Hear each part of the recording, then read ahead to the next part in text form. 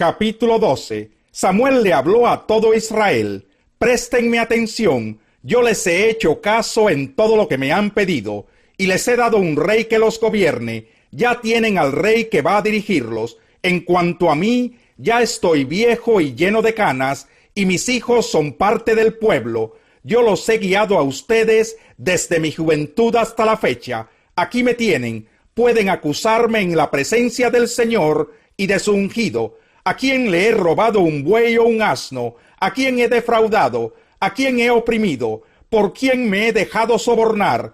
Acúsenme y pagaré lo que corresponda. No nos has defraudado, respondieron. Tampoco nos has oprimido, ni le has robado nada a nadie. Samuel insistió: que el Señor y su ungido sean hoy testigos de que ustedes no me han hallado culpable de nada. Que lo sean, fue la respuesta del pueblo. Además Samuel les dijo: testigo es el Señor, que escogió a Moisés y a Aarón para sacar de Egipto a los antepasados de ustedes. Y ahora préstenme atención. El Señor los ha colmado de beneficios a ustedes y a sus antepasados, pero yo tengo una querella contra ustedes. Después de que Jacob entró en Egipto, sus descendientes clamaron al Señor. Entonces el Señor envió a Moisés y a Aarón para sacarlos de Egipto y establecerlos en este lugar. Pero como se olvidaron de su Señor y Dios, Él los entregó al poder de Sísara, comandante del ejército de Hazor, y al poder de los filisteos y del rey de Moab, y ellos les hicieron la guerra. Por eso ustedes clamaron al Señor: hemos pecado al abandonar al Señor y adorar a los ídolos de Baal y a las imágenes de Astarté. Pero ahora, si nos libras del poder de nuestros enemigos, solo a ti te serviremos.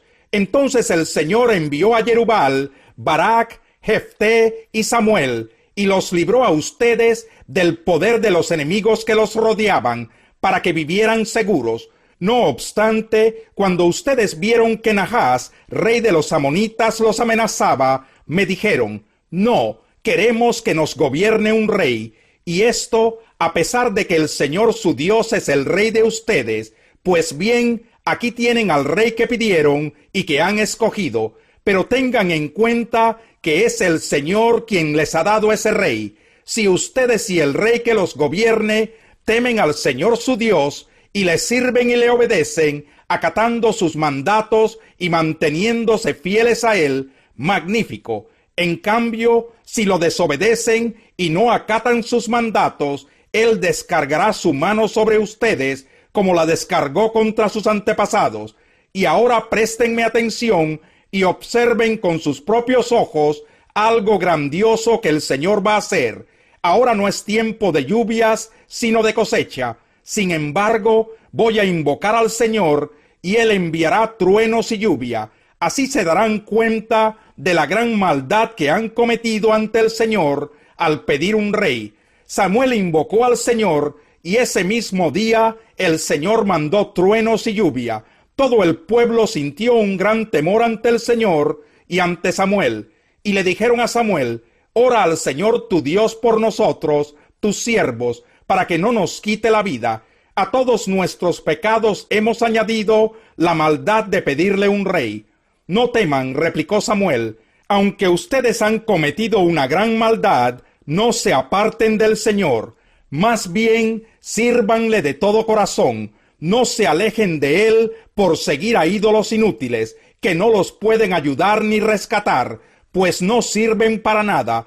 Por amor a su gran nombre, el Señor no rechazará a su pueblo. De hecho, él se ha dignado hacerlos a ustedes su propio pueblo. En cuanto a mí, que el Señor me libre de pecar contra él, dejando de orar por ustedes. Yo seguiré enseñándoles el camino bueno y recto, pero los exhorto a temer al Señor y a servirle fielmente y de todo corazón, recordando los grandes beneficios que Él ha hecho en favor de ustedes. Si persisten en la maldad, tanto ustedes como su rey serán destruidos.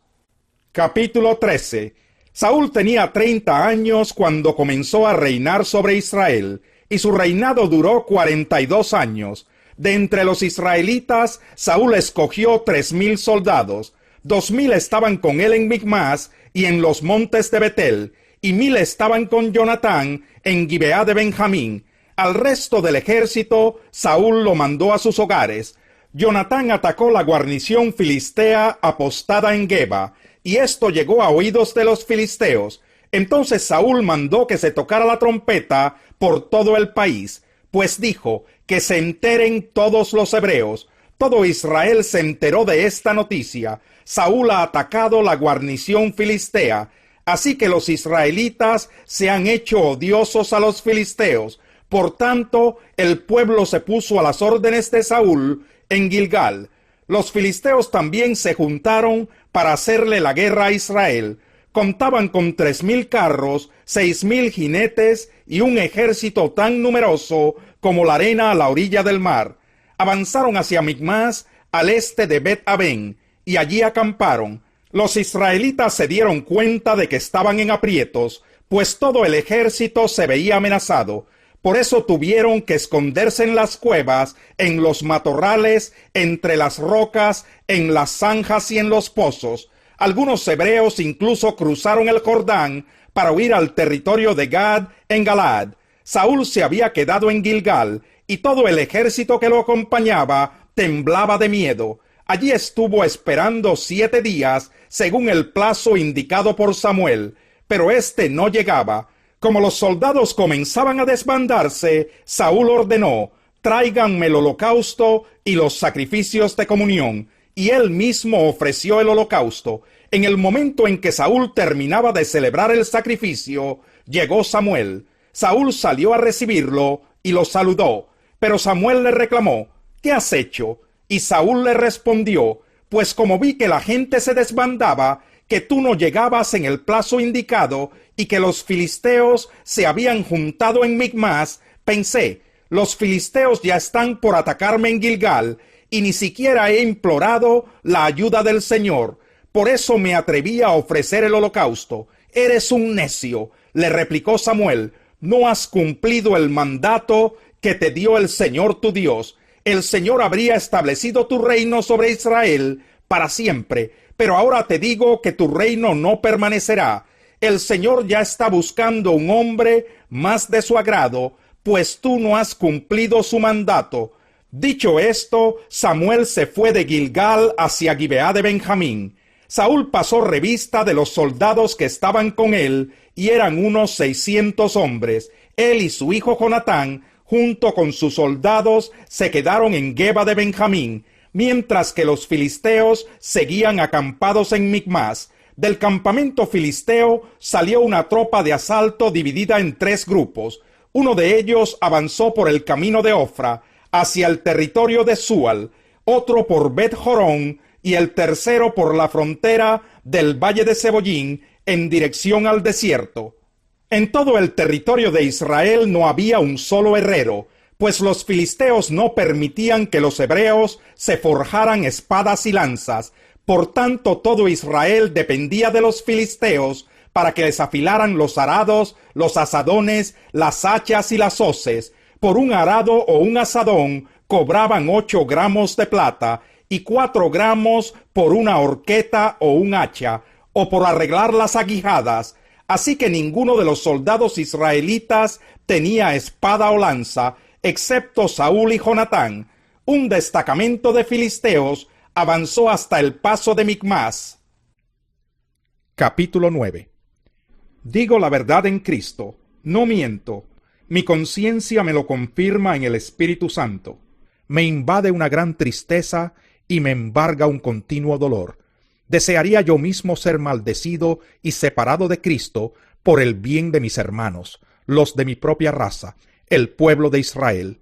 De ellos son la adopción como hijos, la gloria divina, los pactos, la ley y el privilegio de adorar a Dios y contar con sus promesas. De ellos son los patriarcas, y de ellos, según la naturaleza humana, nació Cristo, quien es Dios sobre todas las cosas. Alabado sea por siempre. Amén. Ahora bien, no digamos que la palabra de Dios ha fracasado. Lo que sucede es que no todos los que descienden de Israel son Israel. Tampoco por ser descendientes de Abraham son todos hijos suyos. Al contrario, tu descendencia se establecerá por medio de Isaac. En otras palabras, los hijos de Dios no son los descendientes naturales, más bien se considera descendencia de Abraham a los hijos de la promesa. Y la promesa es esta: dentro de un año vendré, y para entonces Sara tendrá un hijo. No solo eso, también sucedió que los hijos de Rebeca tuvieron un mismo padre, que fue nuestro antepasado Isaac. Sin embargo, antes de que los mellizos nacieran o hicieran algo bueno o malo, y para confirmar el propósito de la elección divina, no en base a las obras, sino al llamado de Dios, se le dijo a ella: el mayor servirá al menor. Y así está escrito: amé a Jacob, pero aborrecí a Esaú.